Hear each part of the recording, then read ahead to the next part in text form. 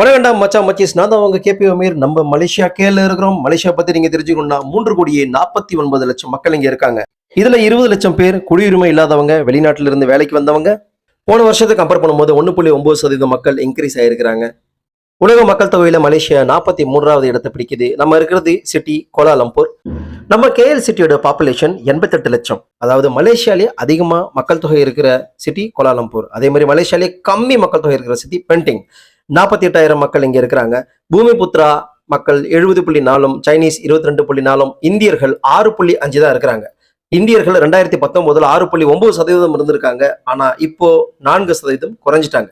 எனக்கு இந்த மலேசியா சிட்டியில பார்த்தோன்னே ஒரு விஷயம் ரொம்ப பிடிச்சது. இவ்வளவு பெரிய விஷயம், இவ்வளவு பெரிய சிட்டியில பெரிய பெரிய கட்டிடங்கள் எல்லாமே அழகா இருக்கும்போது நடுவுல ஒரு அழகான நீரோடை ஒண்ணு ஓடிச்சு பாத்தீங்களா? அங்க நினைக்கிறப்ப நம்பால.